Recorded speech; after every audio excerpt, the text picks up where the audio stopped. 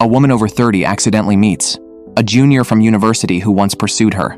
The junior frequently shows her kindness and actively invites her to meet alone at a romantic date spot. The woman is full of hope that the junior has cherished memories of her all these years. She prepares herself to accept his confession. She never once thought that the junior's approach towards her has always had another motive. Yiying works in the procurement team at the Hills Hotel. Finally, looking forward to a weekend free from work, she is relaxing comfortably at the gym. But an urgent call comes from her team leader. He orders her to work overtime temporarily. She needs to urgently purchase cod, urgently needed by the hotel. Fresh cod in the market has already been snapped up. Relying on years of accumulated connections, through persistent persuasion, Yiying successfully buys a large batch of fresh cod from a competitor. She solves the hotel's urgent problem. A colleague, also forced to work overtime with Yiying, complains about the hotel. The sudden overtime took up her date time. This colleague, who is also single, recommends to Yiying the dating app she is using herself. She suggests Yiying download the app too, to find a suitable man for a relationship. Yiying politely declines her colleague's suggestion. She even volunteers to finish the remaining work herself, letting her colleague leave first for her date. After her colleague leaves, Yiying receives a message on her phone from Do-hyun suggesting they meet for a meal. Do-hyun is Yiying's junior from university.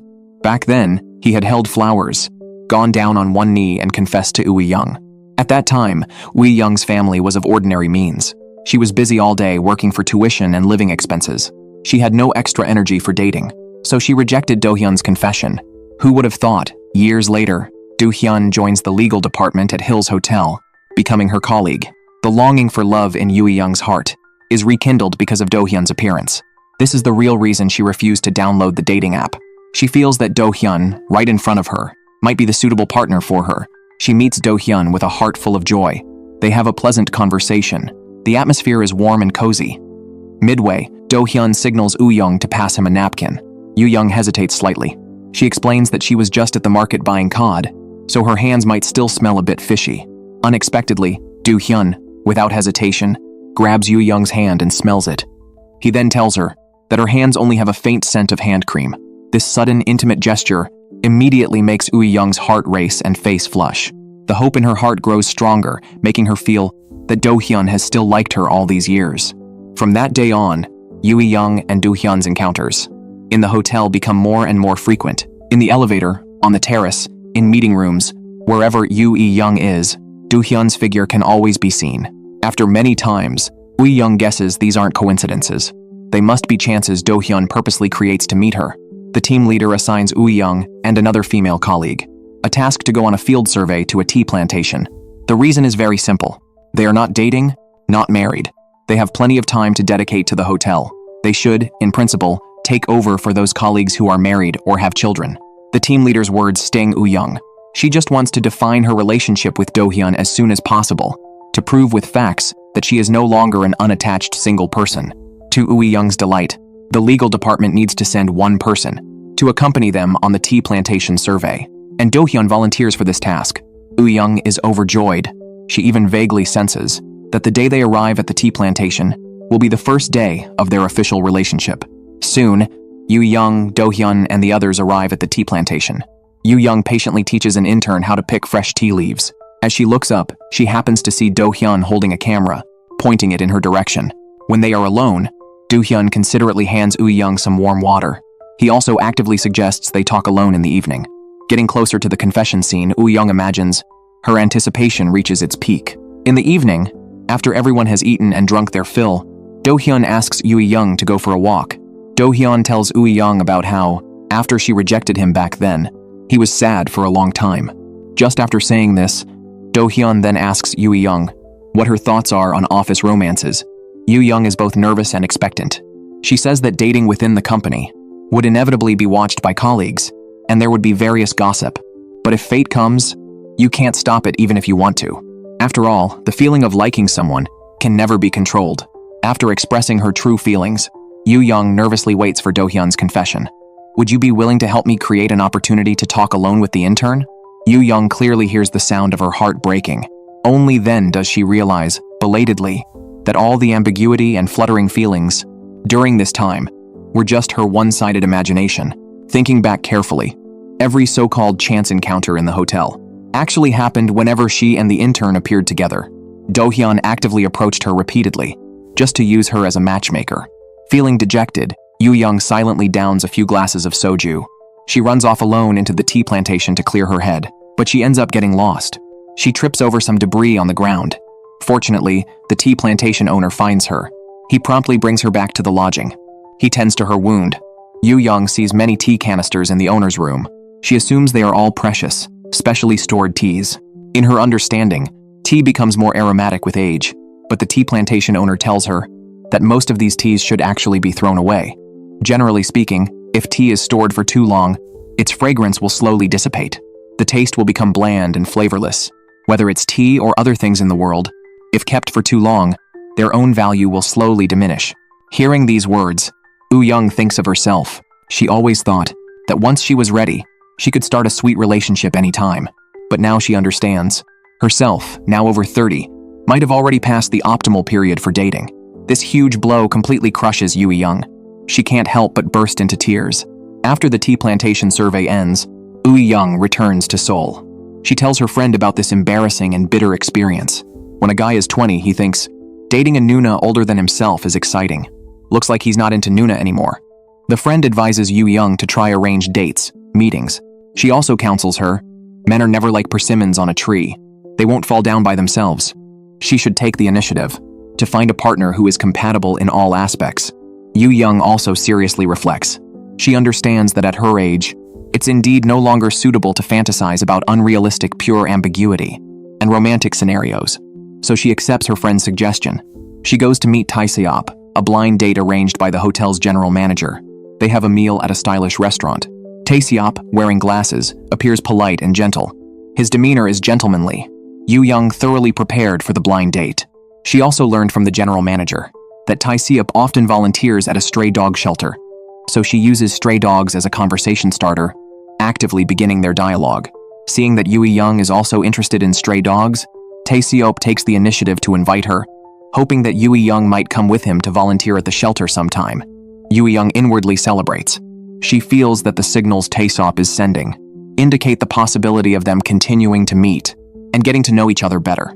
This blind date is going very smoothly, just as Yoo-young is full of anticipation for what comes next. Do you agree to date with the intention of getting married? Yoo-young looks surprised. She truly did not expect Tae-seop, whom she just met for the first time, to bring up marriage.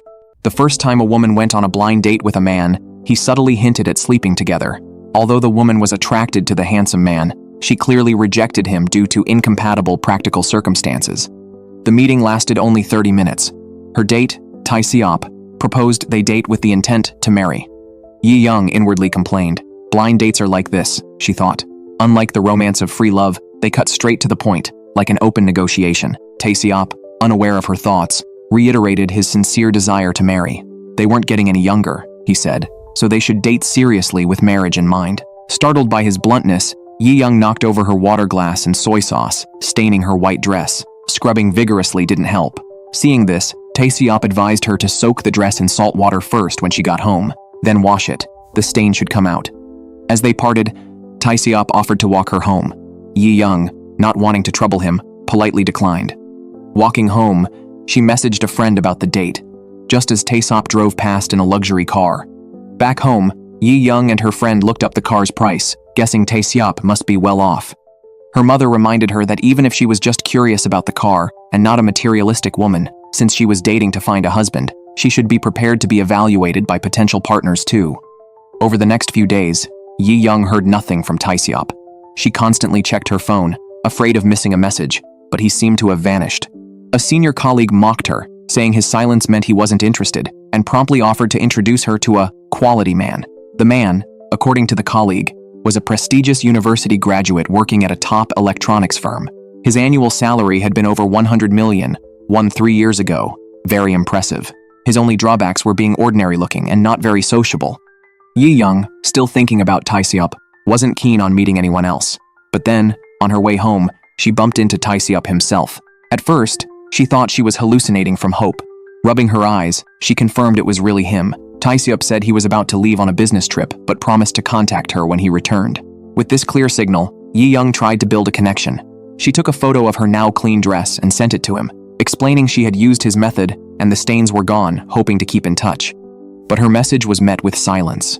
Not only was there no reply, but the status also showed unread.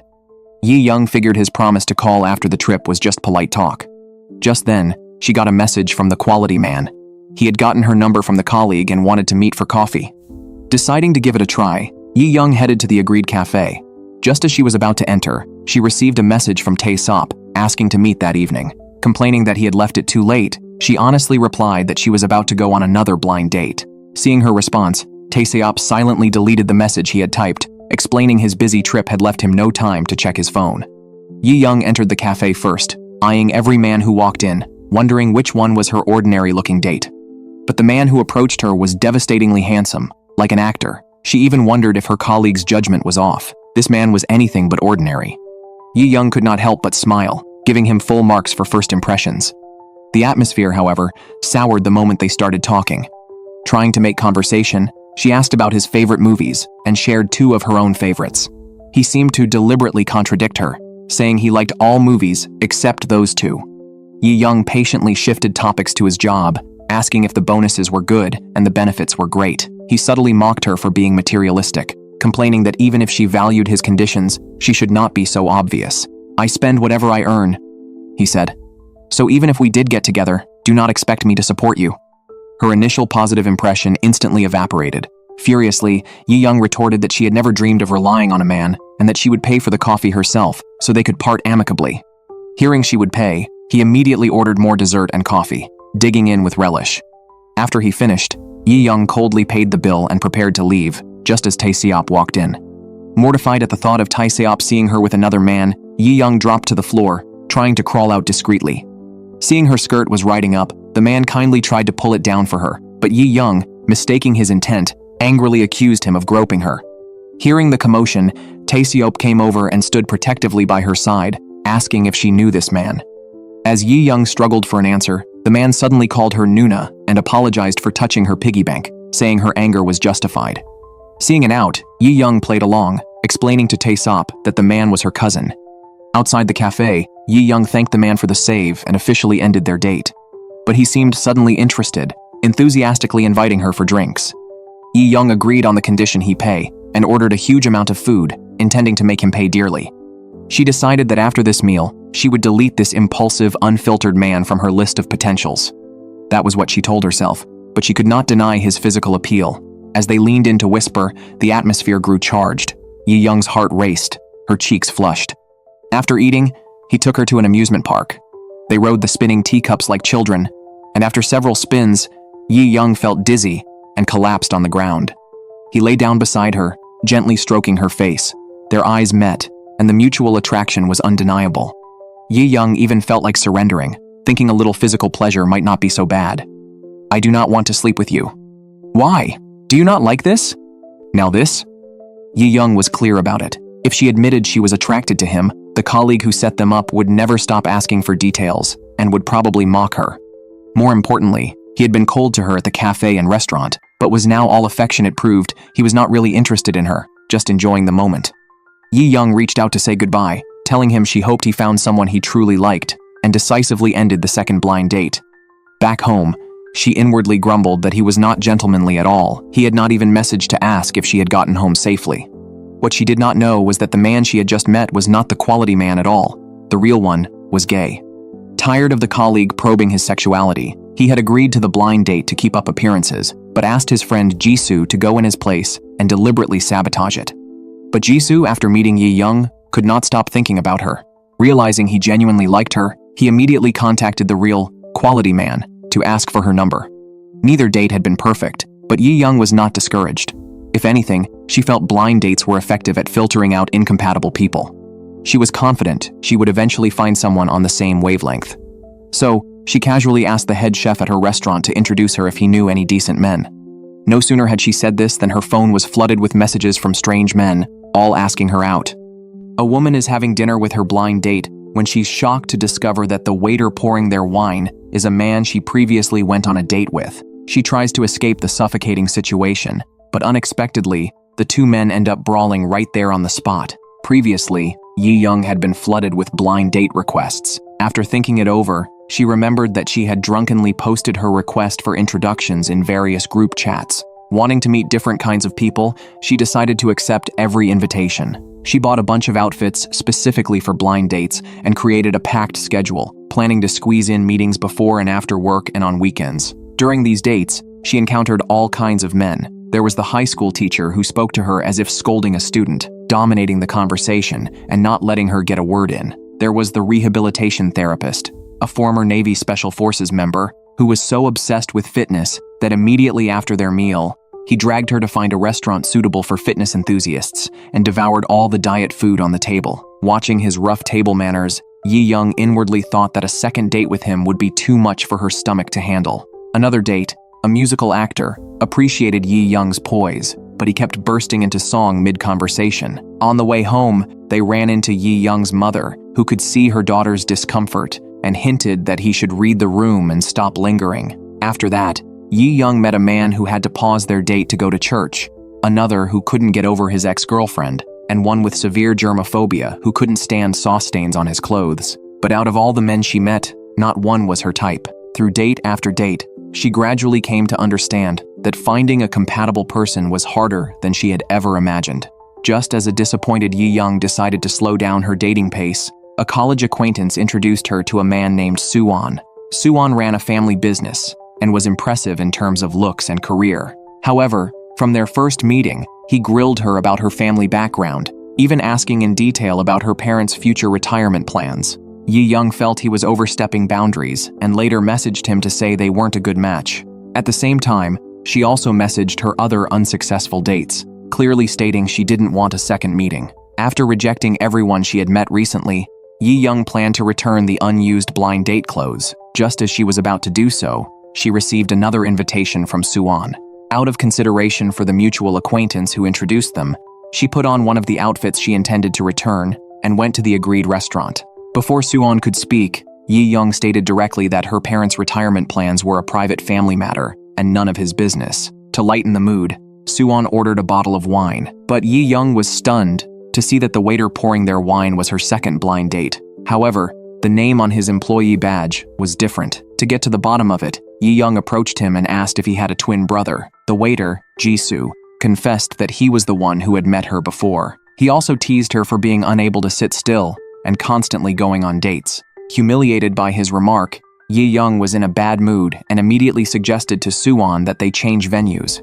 Seizing the chance, Suan went to the bathroom and called a friend to complain. He admitted he only saw Yiying as a way to kill time when bored and hadn't expected her to be so picky. He also mocked her for wearing clothes with the price tag still attached, implying she was after money.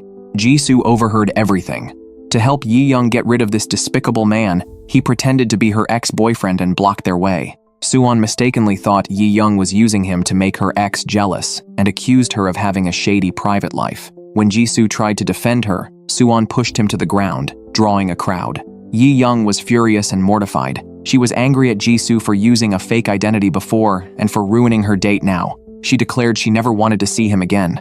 But Jisoo followed her. When her anger subsided a little, he pressed a ticket into her hand. He explained that he was actually an actor and had gone on that blind date as a favor for a friend. He also told her he never thought less of her for dating around. In his eyes, she was sincere and brilliant. Yiying accepted his comforting words and was about to part ways when Jisoo suddenly leaned in, saying she had something stuck to her clothes. In reality, he was quietly removing the uncut price tag. Exhausted by the chaos of men fighting over her, Yiying decided to take a break from blind dates. She treated her colleagues and intern to a full spa day to thank the intern for covering so much of her work recently. Soon after, the restaurant where she worked needed to organize a pop-up exhibition for a brand. The purchasing department was tasked with finding an experienced design studio. After reviewing options, Yiying's team shortlisted 2 suitable studios and had the intern notify them to participate in the bid. However, the team leader had secretly accepted a bribe from one of the studios and forced the intern to disqualify the other, a studio called The Residence. Yiying had no idea that the head of The Residence was her first blind date, Tae-seop. All this time, Tae-seop hadn't been able to stop thinking about Yiying, but being passive by nature, he was waiting for her to make the first move. The restaurant's general manager, who had introduced them, saw how Tae-seop felt and told him that Yiying had been actively dating. Tae-seop wasn't discouraged. He believed it was her right, and since she hadn't explicitly rejected him, he was willing to wait. The manager suggested he create a chance encounter at the restaurant. Just then, the residents received the bid invitation from the restaurant. Eager to reconnect with Yiying, Tae-seop worked overtime on their design proposal, determined to win the bid with excellent work. But his friend and partner, Eun-ho, informed him that the restaurant had unilaterally disqualified them, citing vague internal reasons. To cheer Tae-seop up, Eun-ho suggested a trip to Chuncheon. Yiying knew nothing of this. On the day of the event, she and her colleagues were on high alert. During the event, news broke online that the studio they had hired had plagiarized their design from the residents, the very studio they had disqualified. The director demanded to know who was responsible. The panicked intern tried to consult the team leader, but the leader washed his hands of the matter. With no other choice, the intern told Yiying everything. To fix the situation, Yiying immediately contacted the residents. Eun-ho answered the phone, furious that they had wasted Tae-seop's efforts and disqualified them without even a discussion. When Yiying asked to meet, he coldly told her they were heading to Chuncheon. Yiying rushed to the residence with a bag full of gifts, only to find the studio closed. That day was also when Jisoo had invited her to his show. She agonized over whether to go to the show or to Chuncheon. In the end, she chose Chuncheon. Near a tent, she spotted a box with the residence logo.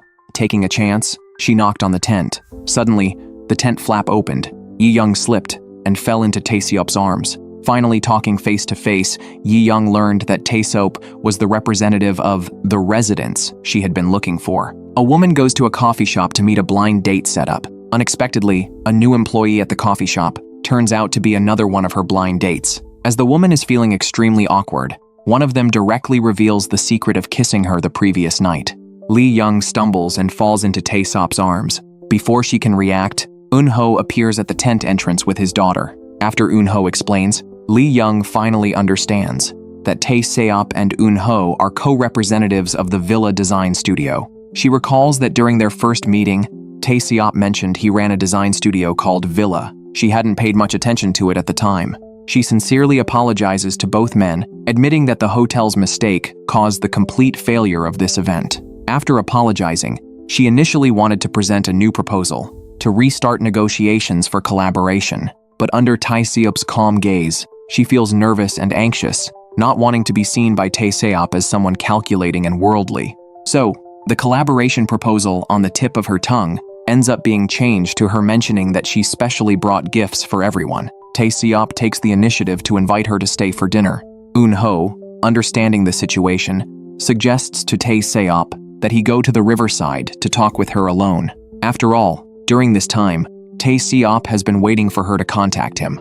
Tae-seop walks to the riverside and happens to see Yiying diligently recording a video of Eun-ho's daughter. To get the perfect shot, she even steps back into the river, not caring at all that her shoes are getting soaked. As they prepare to grill meat together, Yiying also wants to help carry things. Tae-seop silently places a pair of clean slippers in front of her, motioning for her to change into them. Yiying genuinely feels Tae-seop's thoughtfulness, but also senses a subtle coldness in his tone. To ease the awkwardness, she proactively helps with starting the fire. She accidentally almost gets burned by a sudden flame. Tae-seop quickly helps her to a seat and makes her sit down, then skillfully grills the meat and distributes it to everyone. Eun-ho's daughter, having eaten quite a few snacks, refuses to eat more and hides in the tent to draw.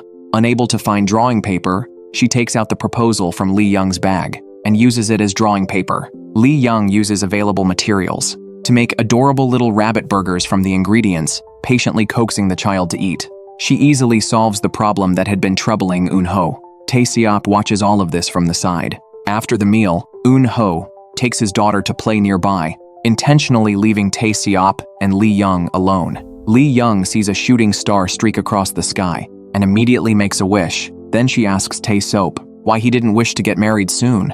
She still remembers that during their first meeting, Tae-seop frankly said he wanted to get married as soon as possible. His direct attitude at that time had surprised her greatly. Tae-seop explains that his reason for mentioning marriage right away back then was to approach the relationship with a responsible attitude. He didn't stop her from continuing to meet other people, out of respect, wanting to give her enough freedom, but perhaps he gave too much freedom, which instead made them drift apart. This sincere confession instantly makes the atmosphere between them ambiguous and tender.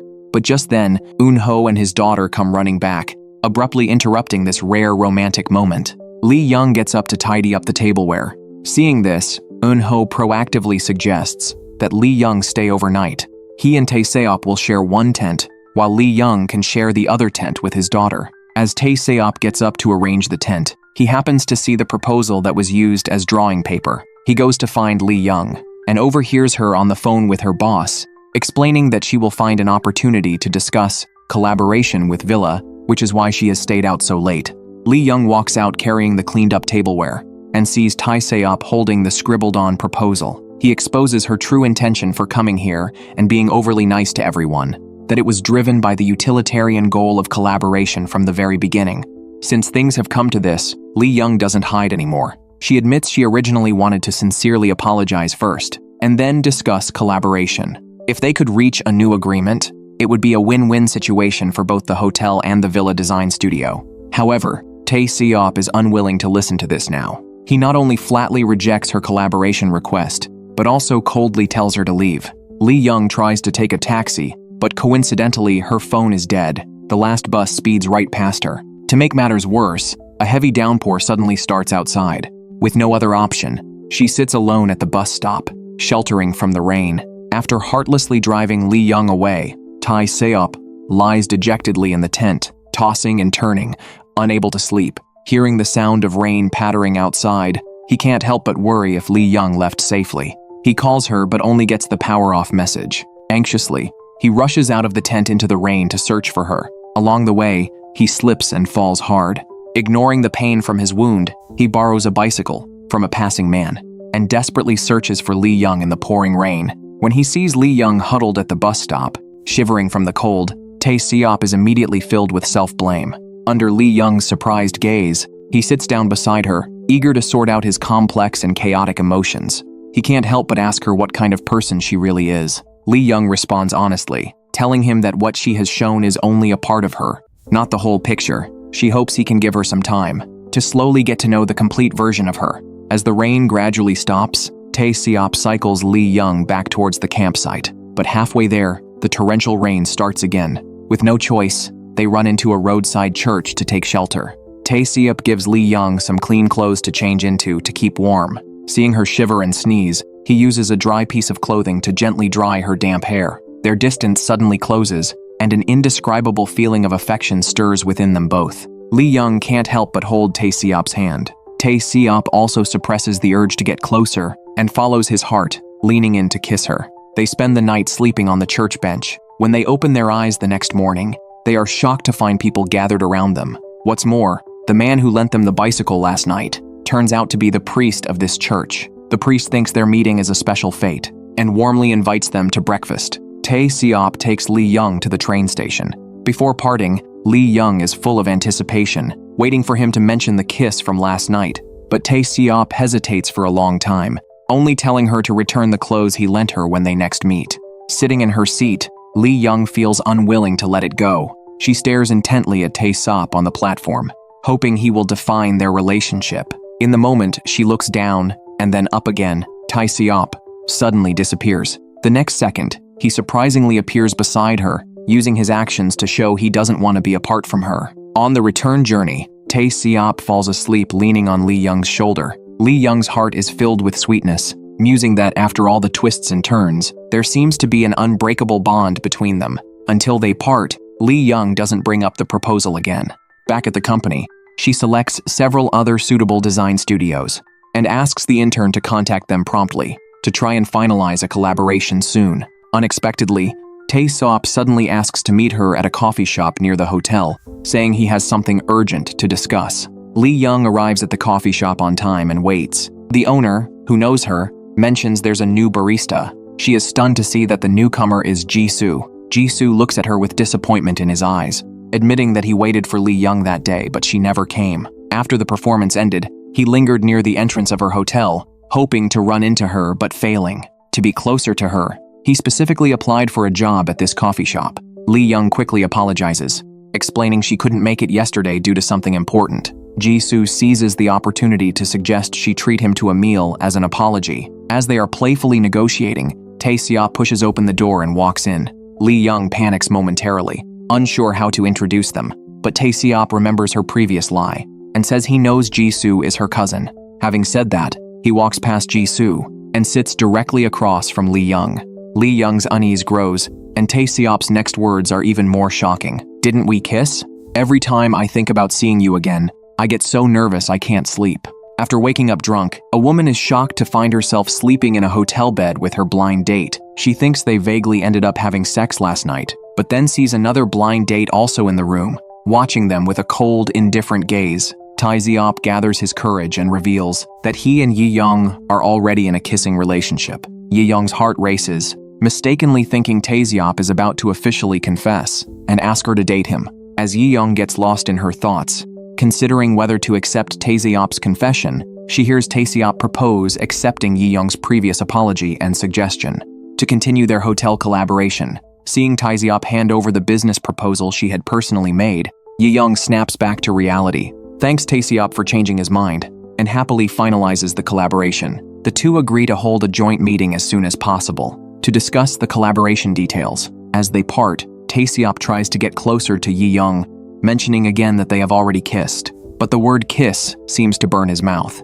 He tries to say it but can't. Watching Tae-seop's retreating figure, Yiying feels disappointed, lamenting that the kiss shouldn't just end so abruptly. A few days later, Tae-seop brings his company team to the hotel for the joint meeting. Tae-seop talks eloquently, presenting the plan. Yiying listens intently, and occasionally their eyes meet, carrying an unspoken understanding and flutter. During the group meal, Yiying's team leader asks Tae-seop why he changed his mind and agreed to collaborate. Tae-seop can't help but blurt out, "It's because of Yiying." As everyone's curious gazes fall on Yiying, Eunho smooths things over, praising Yiying's enthusiasm and care for his daughter as the reason they changed their minds. The department head also compliments Yiying for being sharp and capable. Tae-seop seizes the opportunity to suggest that Yiying be the contact person for the event. After the meeting, Tae-seop mentions that he and Yiying will be very busy for a while and suggests they go on a date after the event ends. Yiying happily agrees. While getting coffee for colleagues and interns, Yiying sees Jisoo arriving at work on his motorcycle. She thinks riding a motorcycle must feel really cool. Jisoo promises to take her for a ride when she has time.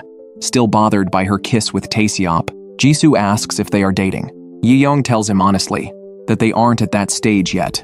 Jisoo warns her not to give her whole heart away just because of a kiss. If she needs it, he could kiss her right now. Yiying pushes Jisoo's approaching face away. She understands that in today's society, a kiss isn't a big deal, but she can't just ignore this one. Tae-seop goes to find Yiying to discuss event details. Before going upstairs, he stops by the coffee shop, where Jisoo works part-time to buy coffee for Yiying and her colleagues. With Yiying not around, Jisoo lays his cards on the table. Tae-seop should have realized he's not Yiying's cousin. Tae-seop has indeed figured out that Jisoo is a potential rival. He frankly states he doesn't care who Jisoo is. After handing out the coffee, Tae-seop and Yiying go to a room with design plans to discuss how to arrange the room to make it aesthetically pleasing for visitors. Yiying finds herself drawn to Tae-seop, deep in thought, feeling he has an aura about him, radiant and captivating. Needing inspiration, Tae-seop watches as Yiying simulates a guest checking in. She takes panoramic photos of the room, then rolls around on the bed to test the comfort. Tae-seop is mesmerized by Yiying's adorable actions, unable to take his eyes off her. They sit together at the head of the bed, discussing designing a small, easily movable table for the bed. After finalizing the idea, they excitedly high-five.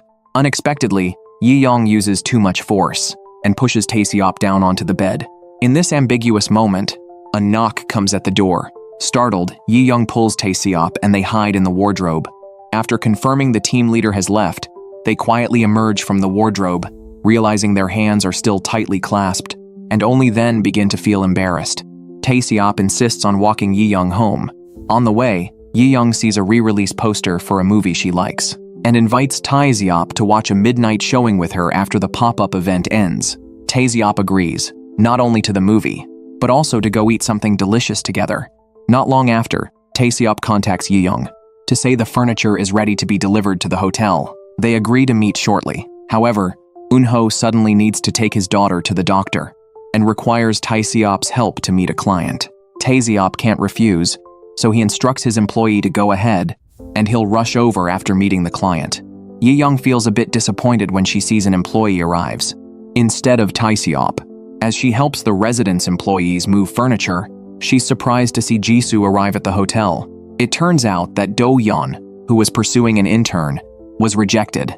Feeling depressed, he drowned his sorrows in alcohol, and, after getting drunk, went to the coffee shop and bought a large number of coffees to bring back to the hotel for the intern. Jisoo, seeing he couldn't carry them alone, kindly offered to help bring them over. As Yiying is talking with Jisoo, she sees Do-hyun, drunk and rambling, bothering the intern, in front of the residence employees. She walks over to remind Do-hyun that there are employees from other companies present and hopes he will consider the intern's feelings.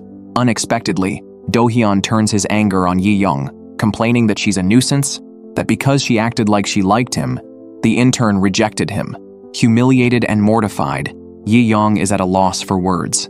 After venting, Do-hyun tries to leave with the coffee, but accidentally bumps into the furniture. Yiying tries to save the furniture from being stained by the coffee, and ends up burning her hand. Her phone also falls under the furniture, so she doesn't see Tae-seop's message saying he'd be a little late. Seeing Yiying injured, Jisoo rushes over and takes her to the hospital. The residence employees urgently contact Tae-seop. The coffee-stained furniture needs quick repair. Tae-seop arrives in a fluster and works with the employees to fix the furniture. An employee tells Tae-seop what happened, gossiping that there's a love triangle involving Do-hyun, the intern, and Yiying. Tae-seop doesn't believe it, stating frankly that even if that were the case, Yiying and Do-hyun wouldn't be a good match. Seeing Do-hyun nearby, sobering up, he walks over and warns Do-hyun that Yiying is the woman he likes, and she is very important to him. He demands Do-hyun mind his words and actions in the future, and not disturb Yiying. He then tries calling Yiying, but finds her phone under the furniture. Meanwhile, Yiying has finished treatment for her burn. Jisoo offers to give her a ride back on his motorcycle, and even prepared a helmet for her. Feeling the wind on her face, Yiying's gloomy mood finally lifts a little. After eating ramen by the river, Jisoo takes her home, where she sees Tae-seop waiting at the entrance. Tae-seop returns her phone, apologizing for being late and causing her to get hurt. Yiying doesn't blame Tae-seop. Instead, she admits her true feelings, saying she had been waiting for him. Tae-seop promises he will never be late again, and will never keep Yiying waiting again. Thanks to their joint efforts, the pop-up event is finally held successfully.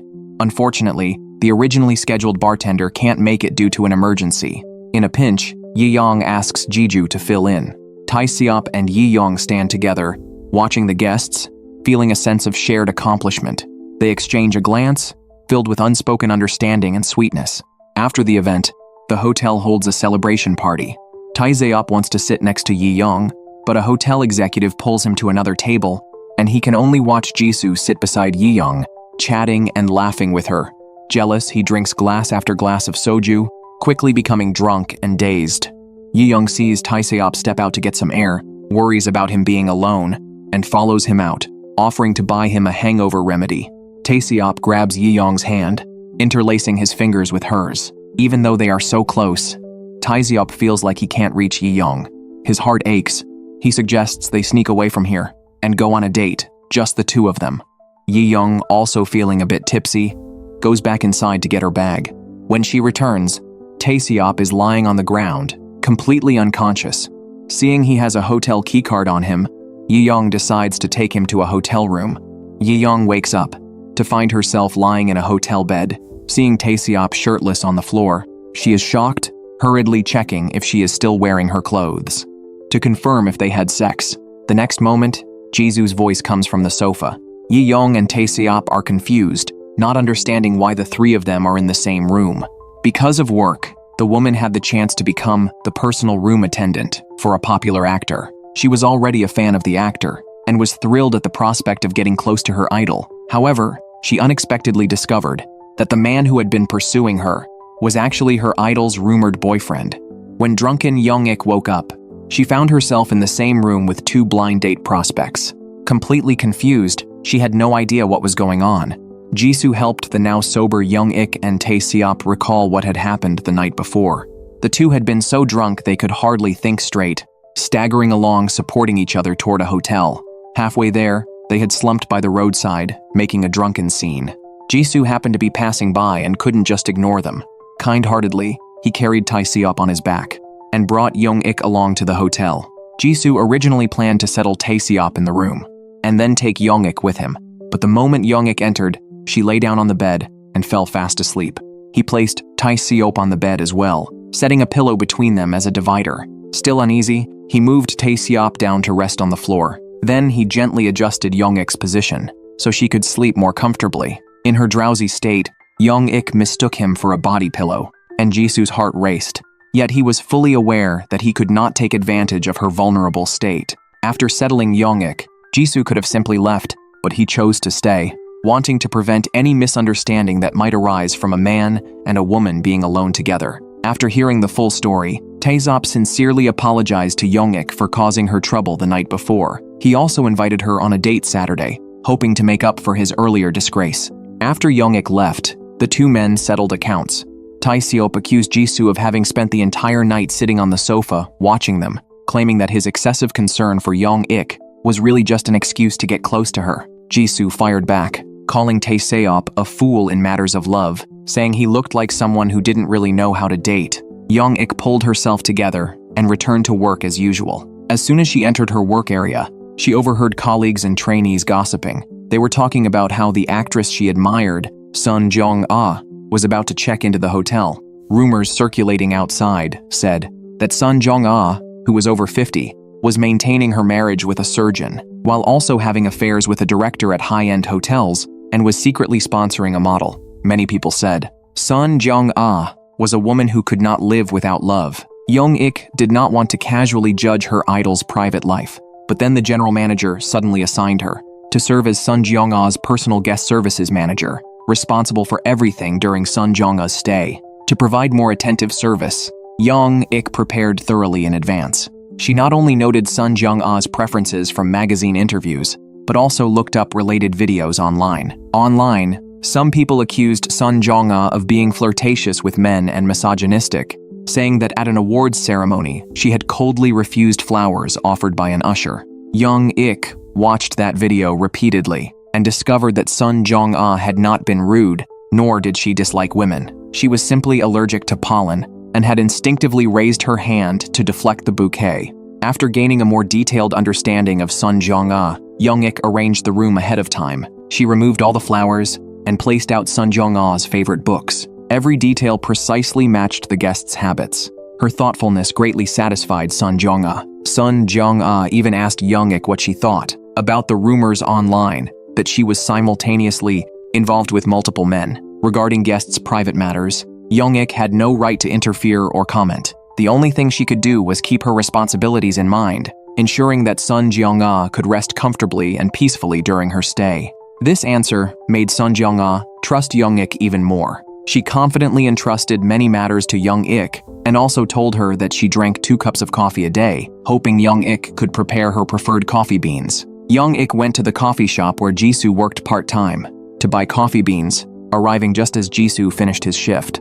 Jisoo took the opportunity to invite her to share a pizza. During the meal, he affectionately wiped a bit of sauce from the corner of her mouth. Young-ik quickly reminded him not to do things that could easily be misinterpreted, saying they should keep a proper distance. Jisoo couldn't help complaining that Young-ik never took him seriously. Even if their first meeting had been as a stand-in for someone else on a blind date, they still shared that connection. From the very beginning, he had found Young-ik interesting. Young-ik understood perfectly well that when a man said interesting, it meant he liked her. The atmosphere between them suddenly became charged. At the same time, Tae-seop was diligently preparing for the Saturday date. He wanted to completely erase the terrible impression he had left by getting drunk in front of Young-ik, so he decided to arrange a perfect date. From dining to watching a movie, every detail was carefully planned. He even made a schedule, writing down every step clearly. Though he normally disliked shopping, he bought several items online, making sure he had everything he might possibly need. On Saturday,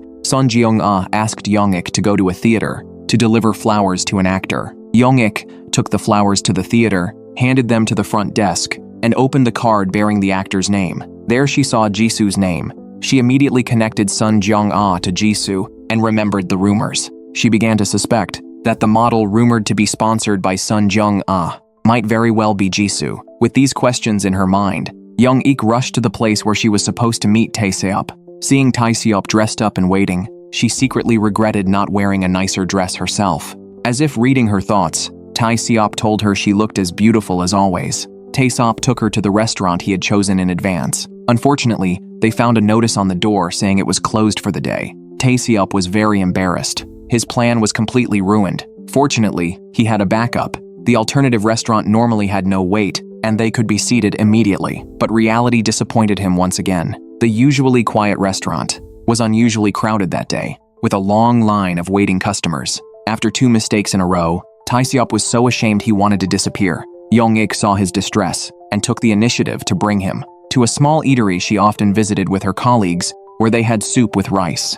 After the meal, the considerate Tae-seop took tools from his car and leveled the wobbly table. Next was the movie. During the screening, Tae-seop, unaccustomed to wearing contact lenses, found his eyes watering uncontrollably. Young-ik noticed something was wrong, pulled him outside, and held his face in her hands to carefully examine him. This intimate gesture made both of them freeze. Young-ik quickly let go and told Tae-seop to go to the restroom to remove his lenses. Without his glasses, Tae-seop could not return to the theater to continue watching. He didn't want the date to end so abruptly, so he invited Young-ik to his place to watch a movie instead. Young-ik had a vague idea of what might happen if she went to his home, yet she still agreed.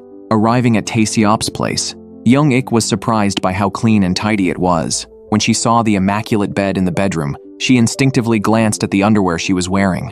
Realizing where her thoughts were wandering, she inwardly scolded herself and quickly went back to sit on the sofa.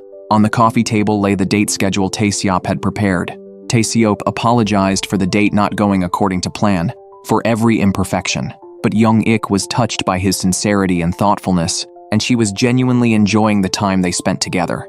The movie started. The room was dimly lit, a man and a woman alone together. Neither of them was focused on the screen. Young-ik's fingers accidentally brushed against Tae-seop's hand, and she immediately froze, too nervous to move.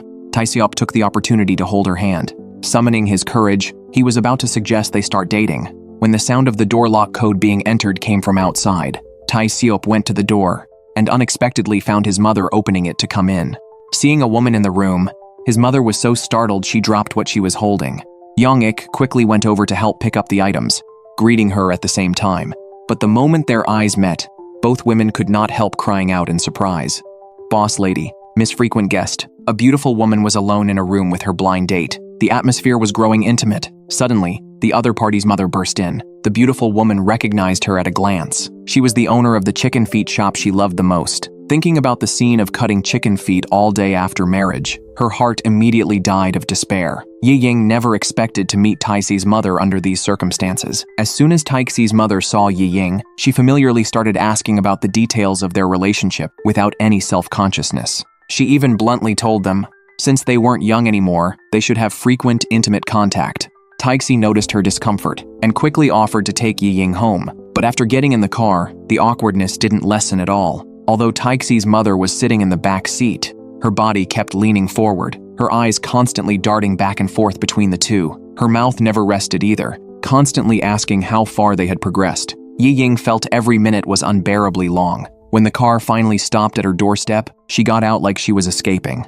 However, this unexpected little incident didn't actually affect the sweetness between her and Taexi. After receiving the safe arrival message from Taexi, Yiying couldn't help but think back to the scene of them intimately holding hands. That heart-racing feeling suddenly resurfaced, but before she could be happy for long, she actually started imagining the scene of being overwhelmed daily by mountains of chicken feet, working until she was dizzy. The more she thought about it, the more distressed she became. The next day, Yiying saw Son Jong-ah's scandal on TV. She had already gone public with her doctor boyfriend. Hearing this, Yiying immediately thought of Jisoo, who was connected to Sun Jong-ah. Before the shadow of the chicken feet had even passed, she heard this news. She felt extremely irritated, so she decided to go out for some air. Who knew that when she passed by the cafe where Jisoo worked, he caught her red-handed. Hearing she wanted to go for a walk, he didn't hesitate at all, and directly took Yiying hiking up the mountain to clear her head. At the summit, Jisoo suddenly told her, that he had quit his job at the theater company. He spoke lightly on the surface, even joking semi-seriously, saying since he had nothing to do now anyway, he might as well become a Buddhist monk. Maybe he could even have a love affair then. The implication in his words was already more than obvious. Of course, Yiying understood, but she still pretended it was just a joke, and brushed it off lightly. On the other side, the pop-up exhibition at the hotel had officially concluded. Taixi brought people to dismantle the furniture. He was clearly there to finish work, but his mind was entirely on Yiying. Finally having a chance to see her, he naturally wanted to chat with her more, but at that moment, Yiying kept looking down at the intern downstairs, looking somewhat distracted. It turned out that the intern had made a mistake in the bidding work, and thus failed to secure a permanent position. She would soon have to leave the hotel. Seeing her, Yiying felt very uneasy. She thought it was such a pity that such an enthusiastic and positive person had become so cautious and unconfident due to just one mistake. After listening, Taixi walked directly up to the intern, handed her the hammer, and told her to treat the furniture like the colleagues who had given her a hard time, and smash it with force. Thinking about those who had bullied her, the intern smashed the furniture fiercely, and indeed felt much better afterward. After smashing it, he took the opportunity to extend an olive branch to the intern, inviting her to work at his workshop. The intern was stunned on the spot. Though she had no relevant experience, she repeatedly assured him that she would give it her all, and live up to the trust placed in her. Yiying knew nothing of this. When she returned to work, her colleagues were still hotly discussing Sun Jong-ah's relationship. It was only then that she unexpectedly learned that Jisoo was actually the son of Sun Jong-ah's doctor boyfriend. In other words, Jisoo was now Sun Jong-ah's stepson. This news suddenly pulled Jisoo into the gossip mill. Yiying immediately became worried. She feared Jisoo wouldn't be able to handle it alone, so she called him right away. But the voice on the other end was the notification that his phone was turned off. The more Yiying thought about it, the more uneasy she felt. She first ran to the cafe to look for him, but he wasn't there. Then she went to the theater company Jisoo used to be part of, to ask for his home address. It was only then that she learned from a colleague at the theater company that today was the anniversary of Jisoo's mother's death, so he was likely at the cemetery. At that moment, Jisoo was indeed sitting alone in the cemetery. He had brought his mother's favorite coffee, but there was always a regret in his heart. He never got to brew a cup for her while she was alive. Suddenly, it started to pour rain. Others who had come to pay respects hurried down the mountain, but only Jisoo remained standing there, letting the rain soak him. He seemed completely immersed in his sorrow. Yiying arrived and held an umbrella over his head. In that instant, seeing the worried expression on Yiying's face, Jisoo's heart completely surrendered. Yiying comforted him, saying it wasn't just her. His colleagues at the theater company were also very worried about him. She already knew that Jisoo was Sun Jong-ah's stepson, but she still hoped Jisoo wouldn't let this gossip affect him and lead him to simply run away. As time passed, he would realize that this matter wasn't as terrible as he thought it was right now. Back at the cafe, Jisoo immediately apologized to his boss, explaining that he had seen reporters crowding the entrance the day before, and, overwhelmed with emotion, had just skipped work. The boss didn't make things too difficult for him, simply accepted his apology, and told him he hoped he could still greet every customer with the same enthusiasm as before. Not long after, the head of the theater company also came specifically to see him.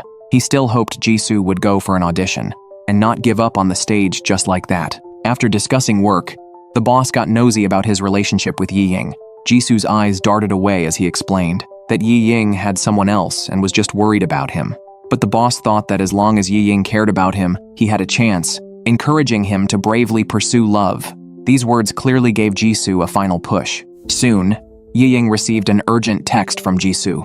Thinking something major had happened, she rushed hurriedly to the Western restaurant they'd agreed upon. It turned out Jisoo just wanted to treat her to a meal. Seeing the restaurant environment, Yiying thought it was too expensive. To help Jisoo save money, she ordered something cheap, but Jisoo, as if he had planned it all along, directly ordered several of her favorite dishes, and even thoughtfully cut her steak for her. Then he sat down properly and gave her a belated self-introduction. He told Yiying about his family background, bit by bit. Jisoo's father was a doctor, but when his mother fell ill with cancer, her husband barely came to visit her. His mother eventually died of depression. Jisoo resented his father and moved out right after his mother passed away. Just the day before, his father and Sun Jong-ah had specifically met with him. They formally informed him that they were about to go public with their relationship. When that happened, He would also become a target for the media, so they advised him to mentally prepare himself. Jisoo's attitude towards his father was cold. His father thought he was still trapped in the past, unable to move on, and wanted to explain what had happened back then, but hesitated to speak. He instead changed the subject, offering to send Jisoo abroad to escape. Jisoo was utterly disappointed in his father. They weren't a family supporting each other. They were enemies capable of destroying one another. Jisoo's eyes reddened as he left in disappointment, going to the cemetery to seek comfort from his mother. And it was at that moment, when he felt his whole life had turned bleak, that Yiying appeared before him like a ray of light, suddenly illuminating everything. On the other hand, Taixi knew nothing of this. He was still immersed in his own sweet plans, having specifically bought delicious pastries to bring to Yiying. Seeing that Yiying hadn't replied to his messages, he decided to just go to her house. And at that very moment, Jisoo was also walking Yiying home after their meal. They walked together to her doorstep. Just before parting, Jisoo finally mustered the courage to confess his feelings to Yiying. "I want to start a romantic relationship with you."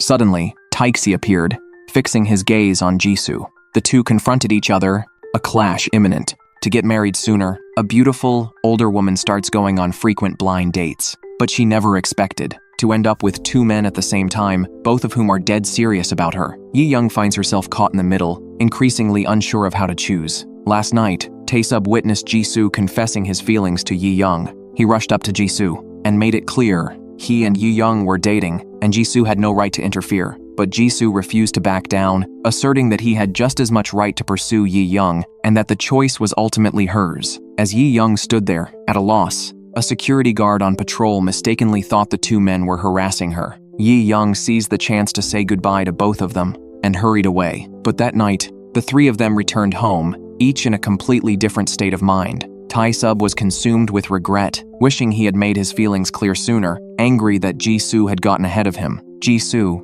thrilled to be one step ahead of Taesub, immediately sent Yiying a message after getting home, telling her that being with him would surely be more fun than being with Taesub. The one who struggled the most was Yiying. She tossed and turned in bed, unable to sleep. She never imagined that what started as an eager, enthusiastic blind date would end up like this, and her heart was still a tangled mess. A poor night's sleep naturally led to a lack of energy during the day. Yiying was clearly distracted at work, and a colleague immediately noticed something was off, inviting her to grab coffee and get some fresh air. But before they could go, she first received a coffee delivery from Taesub, and then Jisoo showed up in person, also bringing coffee. From that day on, the two men officially kicked off their pursuit. Taesub, warm by nature, walked Yiying home from work every day, reminding her to eat and not overwork herself. His concern carried a reassuring sense of restraint. Jisoo was a completely different story. He'd invite her for coffee whenever he was free, and if he missed her, he'd go directly to see her.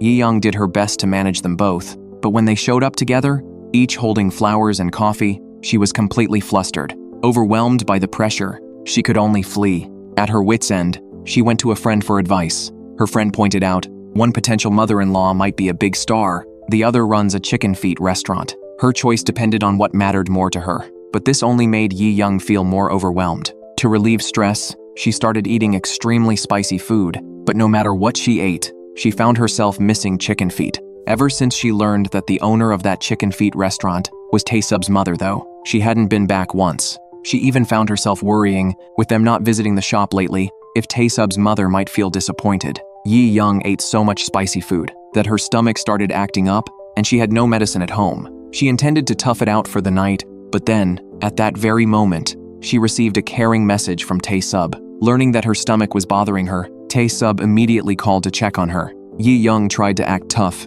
but after a few moments, the call suddenly dropped. Before she knew it, Taesub was standing at her front door. He watched her take the medicine, and only when he was sure her complexion had improved did he finally speak, revealing what had been weighing on his heart all this time. He told Yiying very seriously that he truly liked her, which was why he had been pursuing her so anxiously. He hadn't meant to add to her stress. Taesub promised he wouldn't push her anymore, wouldn't put pressure on her, but he would wait until she had made up her mind.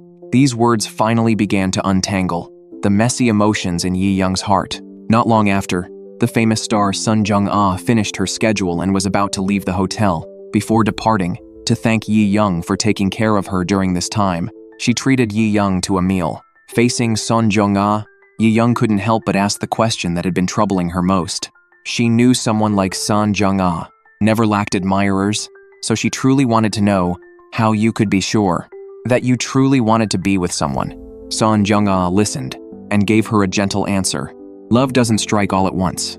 Often, the feeling of being drawn to someone builds little by little. Once it reaches a certain tipping point, you'll naturally understand who it is you truly like. She advised Yiying that only by truly spending time with someone would the answer slowly become clear. These words felt like a sudden revelation to Yiying.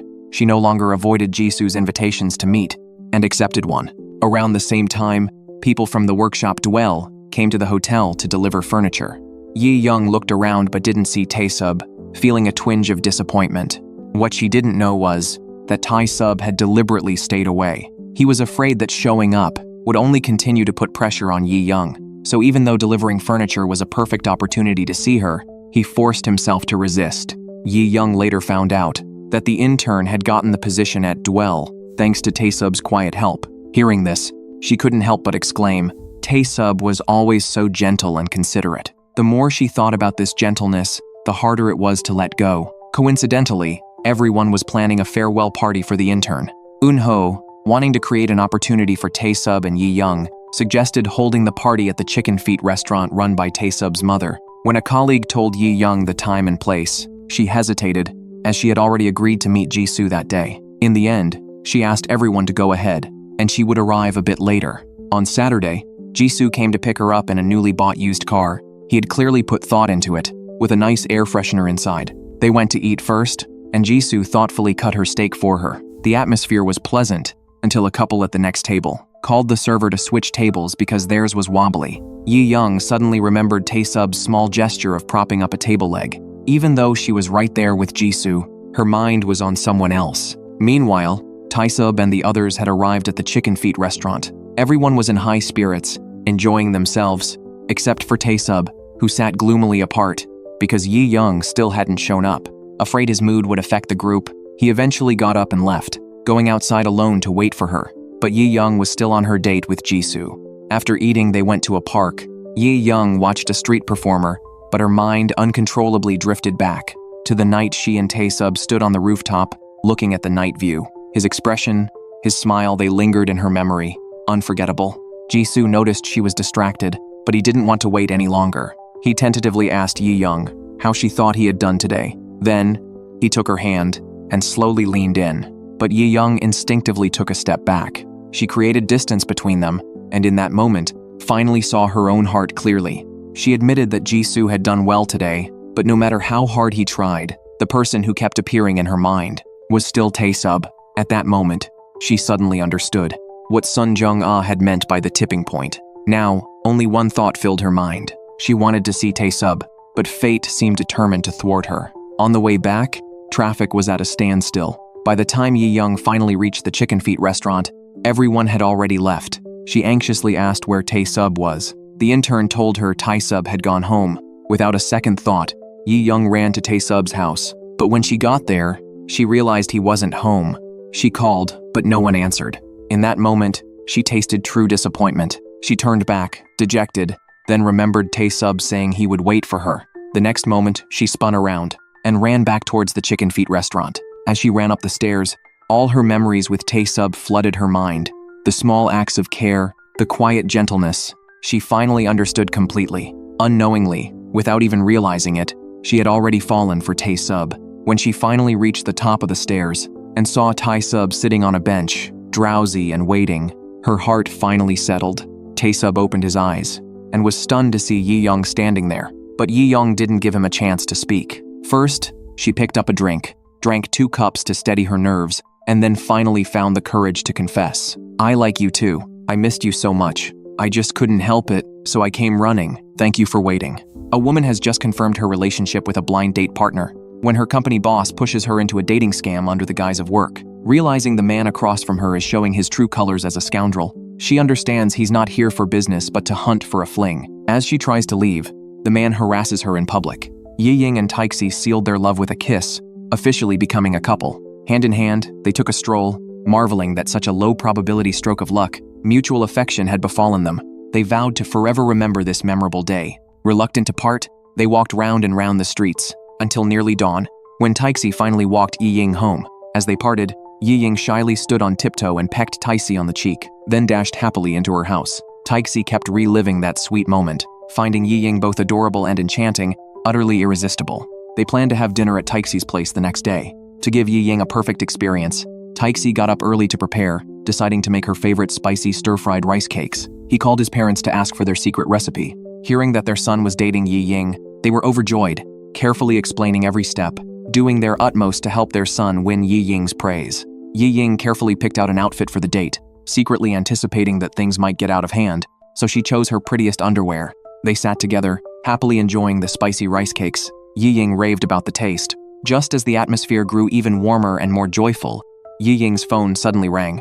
On the line, her friend was sobbing, saying she needed to see her right away. Yiying took Taixi along to her friend's side, only to find her friend dead drunk. After asking, they learned she was heartbroken over a breakup. Together, they took her home. Learning that her friend had been blocked by the other woman, Yiying patiently urged her to let go. She had no idea that the woman who broke her friend's heart was the very colleague Yiying saw every day. Leaving her friend's place, Yiying apologized to Taixi, saying she'd interrupted their date and troubled him. Taixi smiled and shook his head. Meeting Yiying's good friend, getting to know her life better, brought them closer. He was overjoyed. On weekdays, each immersed in work. Before going to work, Yiying specially texted Taixi, telling him to have a sweet day. Taixi couldn't help grinning foolishly at the words on his screen, his heart full of Yiying, unable to focus on work at all. Then he saw how the staff had made a custom chair for the new intern, and how moved and amazed the intern looked. Inspired, he decided to make a custom chair for Yiying too, so she could be more comfortable at work. The next day, Yiying and her team leader went to the market to find a high-quality beef supplier for the hotel. After a whole day of searching, both were exhausted. On the way back, the team leader took her to the cafe where Jisoo worked part-time to buy coffee. Having rejected Jisoo's confession last time, Yiying still felt guilty and awkward about meeting him. Jisoo saw Yiying, immediately noticed her discomfort, and spoke up first, swallowing his disappointment, telling her he already knew she and Taixi were together. He said he'd step back to being just a friend, so she needn't feel burdened. Jisoo's understanding eased Yiying's guilt considerably. She sincerely encouraged him to prepare well for his audition, and not miss any chance to step onto the stage. Leaving the cafe, Yiying called Taixi. On the phone, Taixi complained in a slightly coquettish tone that Yiying had ignored him all day, saying he'd been thinking of her from morning till night. Unable to resist his gentle bewitchment, Yiying immediately set off for Taixi's studio. Taixi gave her a tour, hugging her from behind affectionately, then had her sit down to take her measurements for the custom chair. After measuring, Taixi whined again that they shouldn't only meet on weekends. They should see each other whenever they wanted, be together all the time. Moved by his sincerity, Yiying smiled and nodded in agreement. As Taixi slowly leaned in, she understood and closed her eyes. Suddenly, the sound of a code being entered came from outside the door. Quick as lightning, Taixi pulled Yiying into a corner. Then two senior employees walked in with the intern. The three sat down right away, eating and drinking, showing no sign of leaving.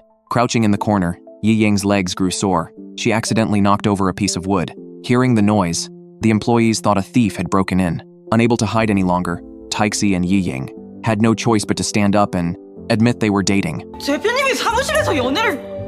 그런 위험천만한 일을... 아니 너네도 위험하게 사무실에서 술 먹었잖아. Meanwhile, Yiying and the team leader, after relentless effort, finally found a suitable high-quality beef supplier. The team leader invited the supplier to the hotel to discuss cooperation. When they met, the supplier looked at Yiying, smiled and praised her for having bright, sparkling eyes, just like his cattle. When Yiying and the team leader stepped out to get juice, the supplier quietly told the hotel department head that he wanted to set up Yiying with his youngest son. If the head would help, he would establish a long-term partnership with the hotel. The head worried that telling the truth would make Yiying object, yet didn't want to lose this hard-found supplier. After much deliberation, ignoring the team leader's opposition, he forcibly put Yiying in charge of the project, telling her to go meet the supplier's youngest son for a meeting to sign the cooperation agreement. The team leader was very upset, pulled the head to a cafe, and demanded to know why he'd easily given the project she'd worked hardest on to Yiying. The head hinted obscurely, "You can only blame the fact that you're already married and have a family." After the head left, the team leader couldn't help complaining. By now, Yiying had already left for the meeting location, and no matter how much the team leader wanted to fight for it, it was too late. Jisoo, overhearing the meeting location, looked astonished. He admitted he'd worked in that area before. It wasn't an office district at all, but a famous dating spot. Jisoo realized the head hadn't sent Yiying to a meeting at all. He'd sent her on a blind date. The team leader tried to call Yiying to warn her, but couldn't get through. Frantic, Jisoo feared Yiying would be tricked, immediately asked for time off from the cafe, and rushed out. Unaware, Yiying arrived at the meeting place on time and met the supplier's youngest son. She took out the cooperation proposal she'd prepared in advance, hoping to finalize the details quickly. But the man completely ignored work, ate and drank greedily on his own, kept pressing her to drink, behaved crudely, with vulgar words and no respect. Yiying forced herself to endure the discomfort, and had a few drinks with him. He only became more outrageous, sat right beside her, tried to grab her hand, made her feel his muscles, and when she refused, accused her of pretending to be innocent and spoiling the fun. Then he lewdly asked how many boyfriends she'd had, claiming that if she pleased him, the deal would go smoothly. Yiying had had enough. She protested that she'd come in good faith to discuss work, and asked him not to insult her. With that, she left the proposal on the table and stood up to leave. The man, feeling humiliated by her rebuke, nastily grabbed Yiying's hand and harassed her. At that critical moment, Taixi arrived, twisted the man's arm, and stopped him. A man brings gifts to visit his girlfriend's mother, his future mother-in-law. Her father, who has been away from home for many years, suddenly returns. The three family members are in a standoff. He has clearly come at the wrong time. He doesn't dare to ask or move, fearing he might get caught in the crossfire. Her parents don't want to marry their daughter to him. The day before, Yiying was tricked into going on a blind date and was harassed by a man. Taixi arrived in time to deal with the scoundrel. Learning that Taixi is Yiying's boyfriend, the scoundrel accuses Yiying of going on a blind date even though she has a boyfriend. Yiying is baffled at the mention of a blind date, explaining that she was simply there for work. The scoundrel continues to curse and harass her. Taixi warns him. The restaurant's surveillance camera recorded everything. If he doesn't let it go, they will call the police. The scoundrel backs off, leaving in a rage. Taixi tenderly checks Yiying's wrist, puts his arm around her, and they leave. Yiying asks Taixi how he knew she was there. Taixi explains that he got a call from Jisoo. Jisoo had wanted to come rescue Yiying himself, but remembered he had promised Yiying he would keep his distance, so he told Taixi instead. Still worried, he quietly followed. Watched Taixi take Yiying into the car, then silently turned and left. When Yiying gets home, she learns the whole story from her team leader. The next day, the team leader files a complaint on her behalf with the company, pointing out the unfair treatment she received. The department head also apologizes to her, admitting he shouldn't have hidden the truth and sent her on a blind date. Considering their years of working together, Yiying forgives the department head. The general manager, wanting to protect Yiying, who works hard and has contributed to the hotel, decides to convene a disciplinary committee for the department head and arranges for her to take a paid vacation to relax. Suddenly having a few days off, she becomes a considerate daughter. Every morning she prepares a lunchbox for her mother. After work, she accompanies her mother to get beauty treatments and exercise. Occasionally, she goes to Taixi's studio to keep him company while he works. When they are together, even doing nothing at all, they feel the peace and sweetness of time well spent. She brings him a childhood photo of herself as a gift. Last time at Taixi's place, looking through his photo album, she was captivated by his childhood appearance. Taixi also wants to see what she looked like as a child. She explains that the photo was taken at the beach when she was 7 or 8, on a family trip. After that, her parents' relationship grew distant, and they never traveled together again. Taixi sees the nostalgia and longing in her eyes, understanding that deep down she yearns for a complete family. During Yiying's days off, her colleagues are swamped with work. Feeling guilty, and learning that her colleagues are going to sign a contract with a new supplier, she decides to go with them.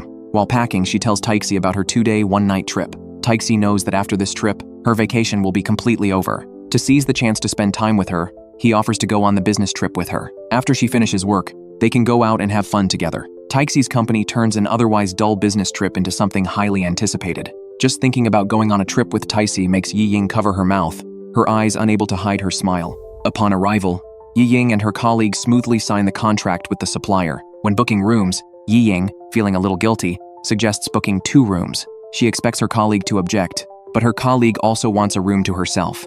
Moreover, she tells Yiying that for the rest of the free time, she doesn't need to worry about her at all. Yiying happily meets up with Taixi. They go to the beach to play, running and jumping excitedly, taking many intimate photos together. When they sit down to rest, Yiying's feet are covered in sand. Taixi wants to help clean them, but Yiying doesn't mind at all. Taixi confesses that he really likes this about Yiying. Even if her feet get wet or dirty, she still chases after the things she loves, full of life and vitality. In his eyes, that makes her especially adorable. Yiying also confesses her feelings for Taixi, saying she likes his sincere attitude toward people and things. It is his gentleness and tolerance that make her always want to show her truest self in front of him. The two, having opened their hearts, lean on each other, taking in the vastness of the sea. Their attachment to each other deepens day by day.